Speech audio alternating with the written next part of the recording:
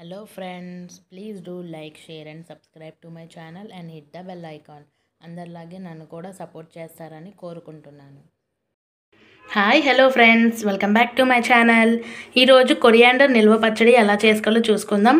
అలాగే టొమాటో కూడా వేసి చేసుకుందాం. ఒకసారి ఎప్పుడు రొటీన్గా ఒకేలా కాకుండా ఈసారి డిఫరెంట్గా ట్రై చేద్దాం. చూసారు కదా, ఇలాగా బాగా రెడ్గా ఉన్న టమాటోలను తీసుకోండి. నేను 2 కొత్తిమీర కట్టల కోసం అనేసి 1/2 kg టమాటోస్ తీసుకున్నాను. ఇందాక కడిగి పెట్టుకున్న టమాటోల్ని కొంచెం ముక్కలుగా కట్ చేసి పెట్టుకుందాం. అలాగే కొత్తిమీరను కూడా గుండగా తరుక్కుందాం. ఇందులోకి కొంచెం కారం, ఆవాలు, మెంతులు లైట్గా ఫ్రై చేసి పొడి చేసుకోవాలి. తర్వాత చూపిస్తాను దీన్ని. అలాగే మీ పులుపు తగ్గట్టు కొంచెం చింతపండు, మీ రుచికి తగ్గట్టు ఉప్పు కూడా వేసుకోండి. ఒక బాండీలో ఆవాలు, మెంతులు వేసుకొని లైట్గా ఫ్రై చేద్దాం. ఇప్పుడు ఒక బాండీ పెట్టుకొని అందులో కొంచెం ఆయిల్ వేసుకొని తరిగి పెట్టుకున్న కొత్తిమీరని కూడా వేసుకుందాం.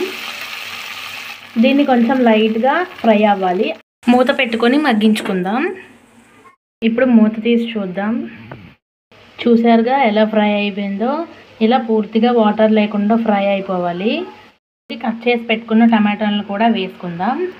అలాగే కొంచెం చింతపండుని కూడా వేసుకుందాం. ఇందాక మీకు చూపించాను కదా, అదే చింతపండుని ఇలాగ తీసి వేసుకుందాం. మూత పెట్టుకొని మగ్గించుకుందాం. మూత తీసి చూద్దాం. చూడండి ఎలా మొత్తం మగ్గిపోయిందో. ఇప్పుడు దీన్ని పూర్తిగా చల్లారనివ్వాలి. చల్లగైన తర్వాత మిక్సీ పట్టుకుందాం. మిక్సీ జార్ తీసుకొని చల్లార్చుకుని మిశ్రమాన్ని ఇందులో వేసుకుందాం. ఇందులోనే ఒక 2 వెల్లుల్లిపాయలు వేసుకుందాం. కొంచెం కారం, కొంచెం ఉప్పు.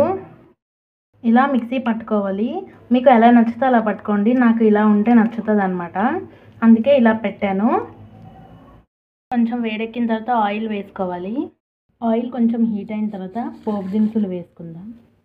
కొన్ని వెల్లుల్లిపాయలు కూడా వేసుకుందాం, తొక్కవలసినవి. కొన్ని ఎండుమిరపకాయలు,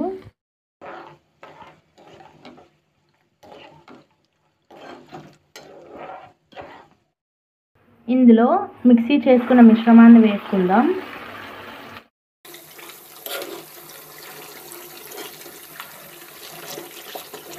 ఇప్పుడు ఇందులోనే ఆవాలు, మెంతుల పౌడర్ కూడా వేసుకుందాం.